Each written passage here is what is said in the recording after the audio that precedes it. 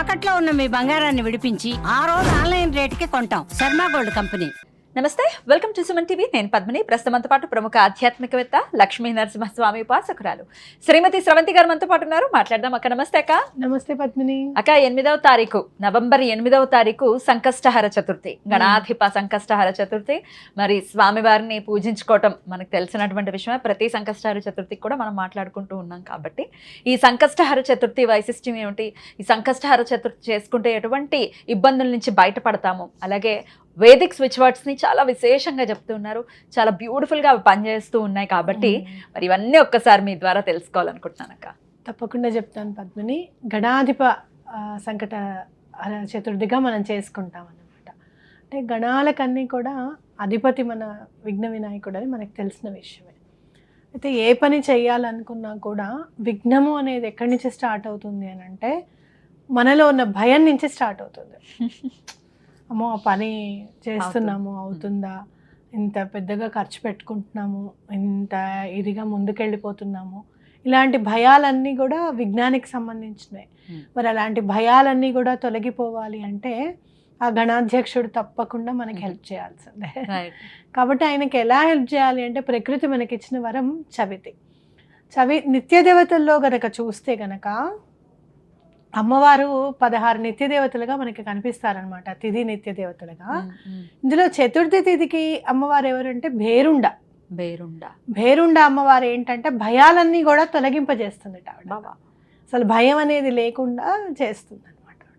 కాబట్టి చవితి నాడు విఘ్న వినాయకుడిని పూజించుకుంటే కనుక అమ్మవారికి కూడా తిథి ప్రకారంగా మనం చేసుకుంటూ వెళ్తాం కదా. అవును. కాబట్టి ఈ చతుర్థి నాడు ప్రతి నెల వచ్చే సంకటాల చతుర్థి చేసుకుంటూ వెళ్తే ఏంటంటే అమ్మవారికి కూడా దగ్గర అవుతాం అనమాట. మనం భేరుండ అమ్మవారికి కూడా దగ్గర అవుతాం. కాబట్టి ఆ రోజు ఆ కళ అనేది ప్రకృతిలో ఉంటుంది. మనం నైవేద్యం పెట్టుకుంటాం. అలాగే ఉపవాసం దగ్గర నుంచి చూసుకుంటే కనుక స్వామివారికి పూజ దగ్గర నుంచి, స్వామివారికి ఇష్టమైన నైవేద్యాల దగ్గర నుంచి అన్నీ పెట్టి సమర్పించి పూజ చేసుకుంటాం. కాబట్టి ఆ తిథికున్న ఫలితం కూడా అమ్మవారు తప్పకుండా ఇస్తారు, కరుణిస్తారు అని మనం గుర్తుపెట్టుకోవాలన్నమాట. ఓకే. అలాగే ఈ భయాలన్నీ కూడా తొలగిపోతాయి ఈనాడు చేసుకుంటే. అట్లా కార్తీక మాసం వస్తుంది, పైగా అందులో శనివారం నాడు వస్తుంది. మరి శనివారం ఏంటండి వైశిష్ట్యత? జనరల్గా శనివారం త్రయోదశి వస్తే మంచిది కదా. మరి శనివారం చతుర్థి వచ్చింది కదా అని అంటే కనుక అసలు మనకి ఎలాంటి పనిలో ఉన్న విజయం దక్కాలి, అందులో డిసిప్లిన్తో చేసే పనులకి తప్పకుండా విజయం లభిస్తుంది. అందున శనివారం నాడు చేస్తే మరి ప్రతి నెల మానకుండా సంకటహర చతుర్థి చేస్తున్నాము, డిసిప్లైన్డ్గా చేస్తున్నాం. పొద్దున్నుంచి ఉపవాసం ఉండి లేదా పాలు పళ్ళు తిని, కొంతమంది ఉండలేని వాళ్ళు టిఫిన్ తినో చేస్తున్నారు డిసిప్లైన్డ్గా అంటే కనుక తప్పకుండా ఆ సాటర్న్ యొక్క ఫలితం కూడా, ఆయన అనుగ్రహం కూడా తప్పకుండా ఈ ఫలితం మీద చూపిస్తుంది అని చెప్పుకోవచ్చు అనమాట. ఖచ్చితంగా. మరి ఆ రోజున ఏం చేయమంటారు? పొద్దున్నే లేవండి, స్నానాధికాలు తలారా స్నానం చేసేసి మీకు ఇష్టమైనది ఏమైనా ఉంటే కనుక ప్రకృతిని ఎంత బాగా స్వామివారికి అందించగలిగితే అంత మంచిది అనమాట. సరే మీరు ఏం చేస్తారు అంటే కార్తీక మాసం వచ్చింది కాబట్టి కొంచెం ఎక్కువగా దీపాలు వెలిగించండి. స్వామికి 5 సంఖ్య అంటే చాలా ఇష్టం, లేదంటే 21 సంఖ్య అంటే చాలా ఇష్టం. మీరు చూస్తే ఒకసారి మనం సంఖ్యల గురించి మాట్లాడుకుంటున్నప్పుడు 21 సంఖ్య అసలు భూమికితో ఎంత ఆధారపడి ఉంది, 3వ నెంబర్ అనేది మనం చెప్పుకుంటూ వచ్చామన్నమాట. చూస్తే 786 నెంబర్ కూడా యాడ్ చేస్తే 3 వస్తుంది. 3 అంటే గురువుకి సంబంధించింది. కాబట్టి మీరు 21 దీపాలు వెలిగిస్తే చాలా మంచిది. లేదండి మాకు అంత వెలిగించడానికి ప్లేస్ లేదు అని అనుకుంటే కనుక 21 ఒత్తులన్నీ 21 ఒత్తులన్నీ తీసేసుకొని ఒక్క దాంట్లో కొంచెం పెద్ద ప్రమిదిలో వేసి పెట్టినా పర్వాలేదు, లేదా 5 దీపాలు వెలిగించినా పర్వాలేదు. అంటే బుధుడికి సంకేతం కాబట్టి చెప్తున్నా. లేదు 7 దీపాలు వెలిగించినా కూడా మంచిదే, కేతువుకి సంబంధించింది కాబట్టి. అలా అంటే ప్రత్యేకంగా ఏదైనా దీపాలతో స్వామివారికి పూజించుకోవడం అనేది ఇంపార్టెంట్. మీరు హారతి ఇచ్చేటప్పుడు కూడా ఏం చేస్తారు ఈసారి అని అంటే ఏవైనా సరే కొంచెం ఒత్తులు, ఒక 5 ఒత్తులు పువ్వొత్తులు ఉంటాయి కదా, వేసి ఒత్తులతో హారతి ఇవ్వడం. లేదు అంటే కనుక 27 ఒత్తులు వేస్తే నక్షత్ర హారతి అవుతుంది స్వామికి. అలా నక్షత్ర హారతి ఇస్తే కూడా చాలా మంచిది అనమాట. నక్షత్ర హారతి ఇవ్వటానికి సపరేట్ గా అదొక ఇది ఉంటుంది కదా. అవును ఉంటుంది, దాన్ని అది ఏమంటారు? కొనుక్కోవాలి. అది లేని అది లేనప్పుడు 27 ఒత్తులు కలిపేసుకోవచ్చా? చక్కగా విడివిడిగా విడివిడిగా ఒక చిన్న ప్లేట్ పట్టుకునే విధంగా చూసుకొని మధ్యలో ఒకటి, చుట్టూరా 5, ఆ చుట్టూరా వచ్చేసరికి ఒక 10, ఆ చుట్టూరా ఒకటేమైనా అర్ధచంద్రాకారంలో వచ్చినా తప్పులేదు, ఒక రౌండ్ అలా మనం అరేంజ్ చేసుకోవడం అనమాట. అలా చేసుకుంటే చాలా మంచిది. ఆ ప్లేట్ పట్టుకునేటప్పుడు చాలా జాగ్రత్తగా ప్లేట్ కింద ప్లేట్ పెట్టుకోవడము, దూరంగా ఉండేటట్టు ఏదైనా కాడ లాంటి తీసుకోవడం అనేది ఇంపార్టెంట్ అనమాట.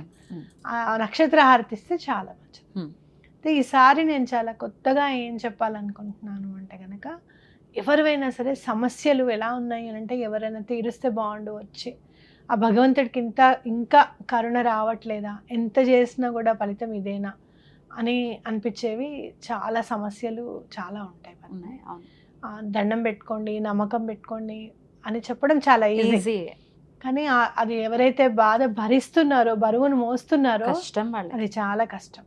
అందుకని మీరు ఏం చేస్తారు అని అంటే, ఒక చిన్న గిన్నెలో, అది స్టీల్ గిన్నె అయినా పర్వాలేదు, ఈసారికి చిన్నగా గిన్నె తీసుకోండి, కాపర్దైనా ఇత్తడిదైనా తీసుకొని మీరు ఏం చేస్తారంటే, ఒక 2 లవంగాలు, 2 కర్పూరం బిళ్ళలు పెట్టండి. దాంట్లో పెట్టి అసలు మీ సమస్య ఏంటి అని ఒక చిన్న పేపర్ మీద రాయండి, ఓకేనా? రాసిన తర్వాత ఆ పేపర్ని అందులో వేసి ఆ కర్పూరాన్ని వెలిగించండి.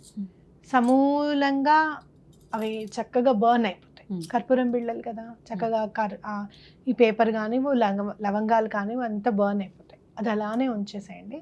నెక్స్ట్ డే మార్నింగ్ అది ఏదైతే ఉంటుందో మాలిన్యం అని ఉంటుంది కదా, అదంతా తీసి చెట్లలో వేసేసి ఆ గిన్నె కడుక్కొని మళ్ళీ యూజ్ చేసుకోవచ్చు. ఆ చేసినప్పుడు మీరు ఈ switch word Ganesha magic begin now అనేది చదవండి.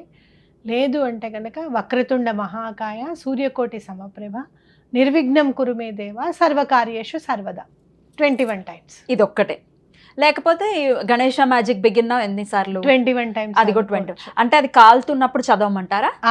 అది అందులో పేపర్ బర్న్ అవుతున్నప్పుడు చదవండి. ఓకే, మీకు చూడండి సమస్య ఎంత తొందరగా క్లియర్ అయిపోతుంది అంటే అంత తొందరగా క్లియర్ అయిపోతుంది. ఏ సమయంలో ఇది చేయమంటారక్క? మీ పూజ అంతా అయిపోయిన తర్వాత సాయంత్రము 7:38కి చేయండి. ఆ టైంలో చేయమంటారా? నైవేద్యం పెట్టేసి ఇంకా మీరు భోజనం చేసేది ఎప్పుడు చూసుకోండి, ఆ రోజు చంద్రోదయం ఎప్పుడవుతుందో చూసుకోండి. నెమ్మదిగా లేట్ అవుతూ ఉంటుంది చంద్రోదయం. ఒకవేళ 9ంటికి కూడా ఉంటుంది ఒక్కొక్కసారి రాత్రి, అప్పుడే తినాలన్నమాట. చంద్రుడు వచ్చిన తర్వాతనే భోజనం దర్శనం చేసుకుని. జనరల్ గా మనం ఏంటంటే చుక్కను చూసి తినేస్తాం, మామూలుగా నక్తము అవి చేసేటైతే. ఇక్కడ మాత్రం అట్లా కుదరదు. స్వామివారికి చేసినప్పుడు తప్పకుండా చంద్రోదయం అవ్వాలన్నమాట. ఓకే, ఈ కాల్చే విధానం ఏదైతే ఉందో అది పీరియడ్స్ లో ఉన్నప్పుడు చేయొచ్చా? చేయకూడదు. అడగచ్చే, మా కమెంట్ వస్తుందేమో. మనని దూరంగా ఉంచేది కూడా, దూరంగా ఉండండి అనేది కూడా వంట చేస్తామనే, అగ్నికి దూరంగా ఉండాలని చెప్పి చెప్తారనమాట. కాబట్టి అట్లాంటివి చేయొద్దు. తర్వాత ఎప్పుడు చేసుకోవచ్చో నేను చెప్తాను మళ్ళీ సార్ వచ్చినప్పుడు, లేకపోతే ఇంకోసారి చెప్తాను. సమస్య ఏదైనా అవ్వచ్చు, అది ఉద్యోగ సమస్య అయినా, ఆరోగ్య సమస్య అయినా, సమస్య ఏదైనా మీరు చెప్పినట్టుగా. ఫర్ ఎగ్జాంపుల్ సమస్య కాకుండా కోరిక ఉండొచ్చు. ఇప్పుడు ఉద్యోగంలో మీకు ప్రమోషన్ రావాలి, ఇంక్రిమెంట్ రావాలి, నాకు ఉద్యోగంలో ప్రమోషన్ వచ్చినందుకు అనేది రాయాలి. ఆల్రెడీ వచ్చినందుకు నాకు చాలా సంతోషంగా ఉంది. లేదు అట్లా రాయడానికి నాకు సబ్ కాన్షియస్ మైండ్ ఒప్పుకోవట్లేదు, నాకు ఉద్యోగంలో ప్రమోషన్ రావాలి, ఇంక్రిమెంట్ అవ్వాలి అనుకొని చేయండి. అప్పుడు కూడా కాల్చొచ్చా? అప్పుడు కూడా. లేదు అప్పులు తీరిపోవాలి, అప్పులు ఉన్నాయనుకో ఫర్ సపోజ్, అందులో చిన్నది ఏంటో చూడు, ఫస్ట్ నువ్వు తీర్చగలిగేది చూడు, అది తీసుకున్నది రాయి. అది రాస్తే నెమ్మదిగా ఒక్కొక్కటి తీరడం అనేది మొదలవుతుంది. ఎలా చేయొచ్చు, అద్భుతం.